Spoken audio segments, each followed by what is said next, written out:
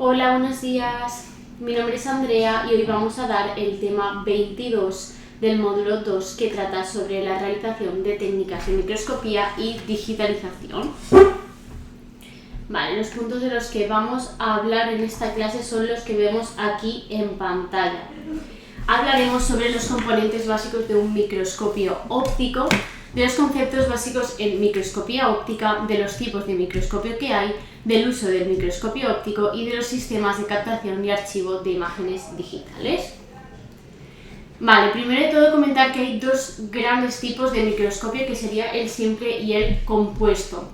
El simple correspondería a un microscopio que tiene una única lente, como por ejemplo una lupa. En cambio, el compuesto estaría formado como mínimo por dos lentes, por lo tanto nos va a permitir tener más aumento. Y nosotros vamos a estar hablando sobre el microscopio compuesto, o también denominado microscopio óptico o fotónico. Vale.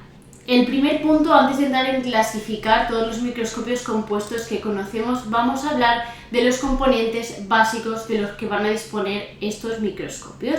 En primer lugar, vamos a hablar sobre pie, columna y tubo. El pie sería el soporte sobre el cual se apoya el microscopio. Después tendríamos la columna o brazo, que sería el soporte articulado con el pie, y el tubo, que sería la estructura hueca que va a separar los dos grupos de lente, o sea, el ocular y el objetivo.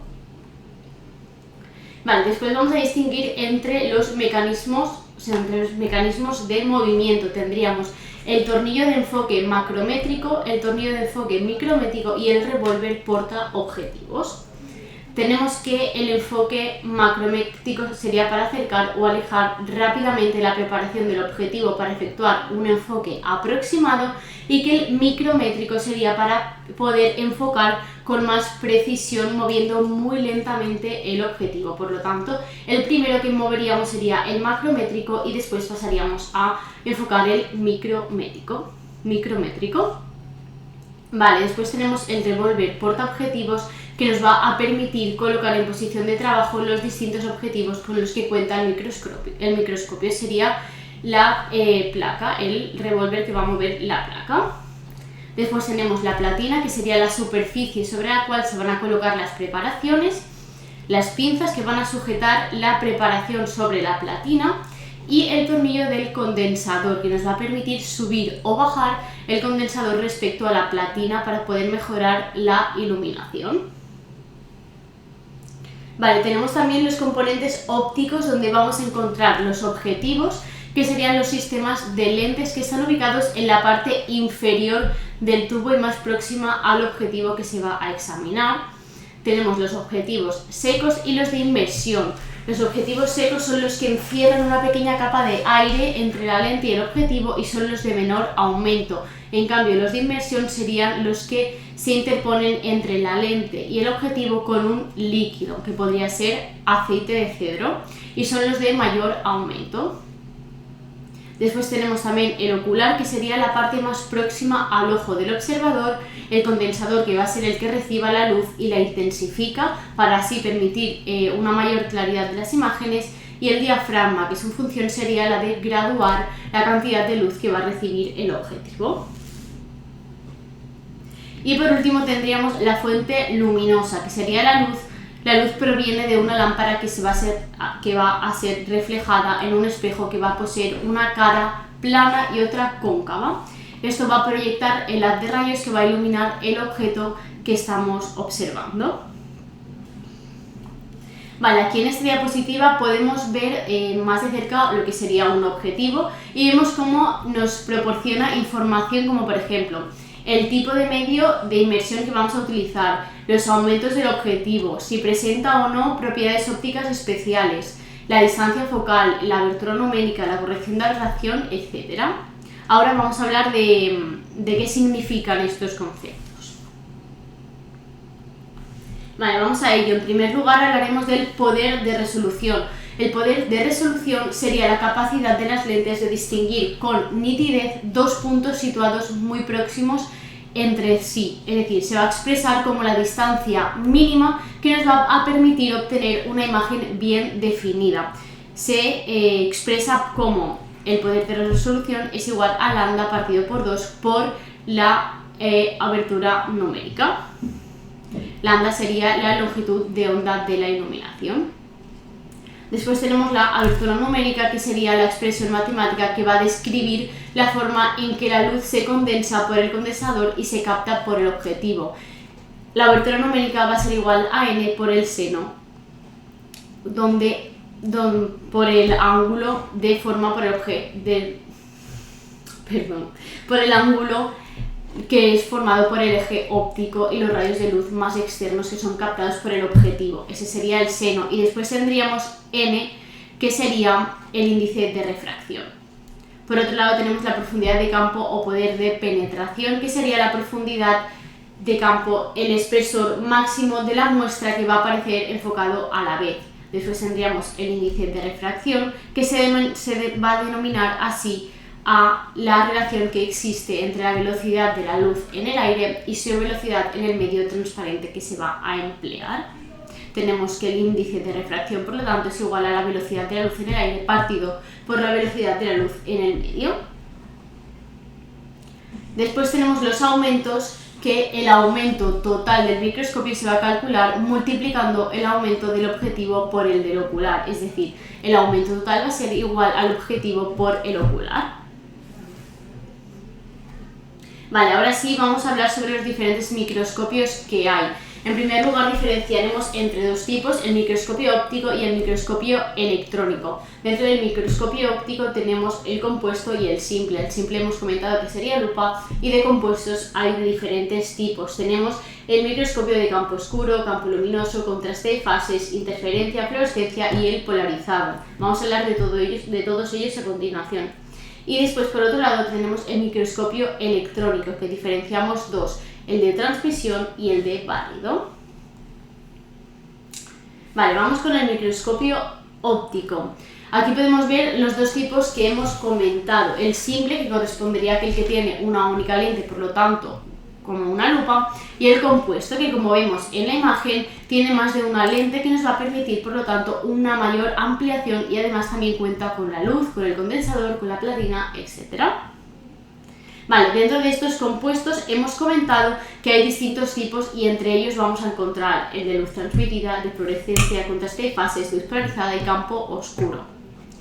Venga, el microscopio de luz transmitida vas a utilizar luz natural o artificial como energía luminosa. Por lo tanto, la imagen va a mostrar un punto o áreas que estén iluminadas, y pueden también estar coloreadas, ya sea sobre un fondo claro o sobre un fondo transparente.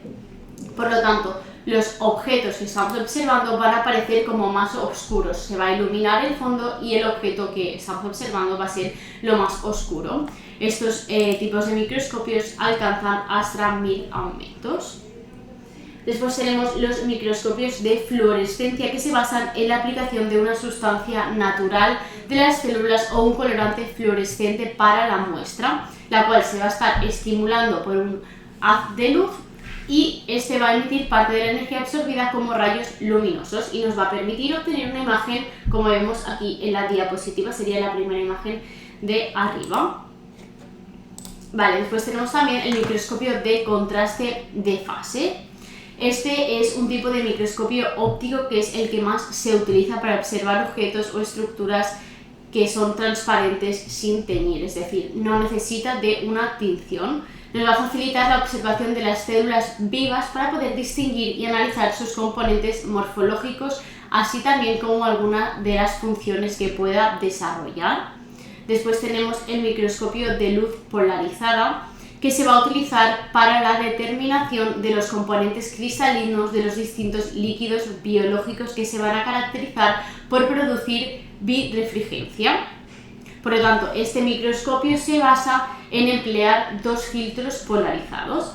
El polarizador propiamente dicho, que se encontrará entre el condensador y la muestra, y el analizador, que se va a situar entre la muestra y el ocular. Después tenemos el microscopio de campo oscuro, que se denomina así porque la imagen que se forma estará constituida por una serie de estructuras brillantes sobre un fondo oscuro. Por lo tanto, es al revés del microscopio de luz transmitida. Vale, y después tendríamos los microscopios electrónicos. El microscopio electrónico lo que hace es emplear electrones de una longitud de onda en lugar de un haz de fotones. Tenemos dos tipos, tenemos el electrónico de transmisión y el de barrido. Ambos, es decir, los microscopios electrónicos nos van a permitir tener una ampliación de la imagen mayor que un microscopio óptico. Vamos a hablar sobre el electrónico de transmisión. El microscopio electrónico de transmisión lo que va a hacer es producir un haz de electrones en un filamento, y estos electrones lo que van a hacer es condensarse mediante electroimanes y se van a focalizar sobre una sección del tejido. Estas secciones deben ser ultra finas para que se pueda producir una imagen nítida. ¿Por qué? Porque los electrones tienen que atravesar estas secciones. Previamente, estas secciones tienen que estar tratadas con metales pesados para poder producir esa imagen.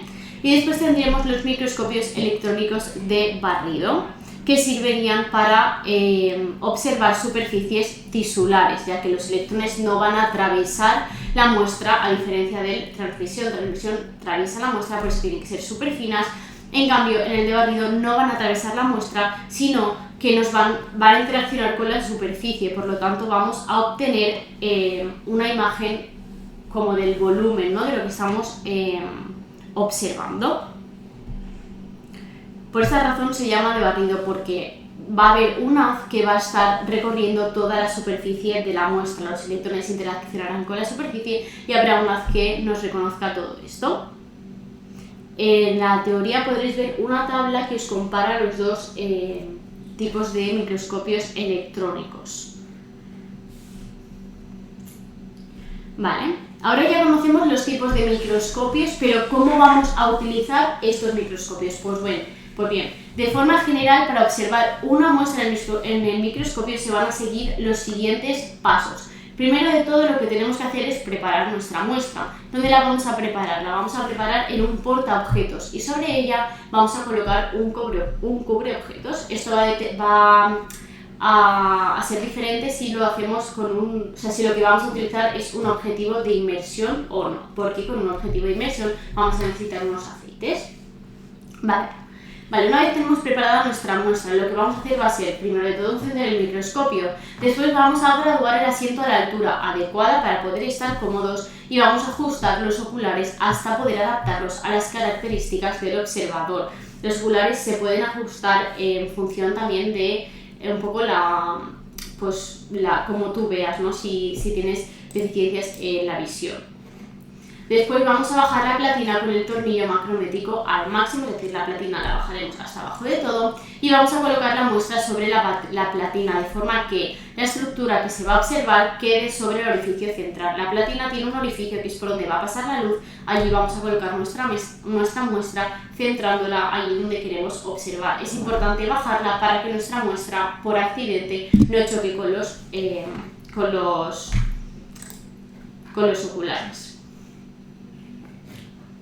Vale, después vamos a comenzar con el objetivo de menor aumento. Siempre vamos a empezar enfocando con el de menor aumento y vamos a ir pasando a mayor aumento. Después, mirando la muestra desde fuera, vamos a ir subiendo la platina accionando el tornillo macrométrico, como hemos comentado, primero el macrométrico y luego para acabar de enfocar el micrométrico. Vamos a ir bajando lentamente la platina con el tornillo macrométrico, mirando por los oculares hasta conseguir ver el objeto lo más claro posible. Después vamos a pasar a ajustar con el tornillo micrométrico. Una vez tenemos enfocada la preparación, lo que vamos a hacer va a ser ir moviendo los aumentos para ir observando a mayor aumento y vamos a ir desplazando la preparación moviendo el tornillo de la platina para poder observar toda la muestra. Y por último vamos a cambiar la preparación bajando la platina, colocando el objetivo de menor aumento y quitar la preparación y colocar la siguiente. Es decir, de forma resumida, lo primero que vamos a hacer va a ser preparar nuestra muestra para observarla. Después vamos a prepararnos nosotros, que estemos cómodos y que podamos utilizar bien el microscopio. Vamos a encender el microscopio y bajar la platina. Colocaremos nuestra muestra y una vez tenemos colocada nuestra muestra nos pondremos a observar, a aproximaremos la platina con el macrométrico hasta observar claramente la muestra. Acabaremos de ajustar con el micrométrico e iremos moviendo los objetivos para poder visualizar a mayor aumento. Una vez hemos visualizado lo que queríamos, volveremos a bajar la platina y quitaremos nuestra muestra y pondremos otras muestras que queramos observar. Es importante lo de subir y bajar la platina y siempre colocar el de menor aumento para no poder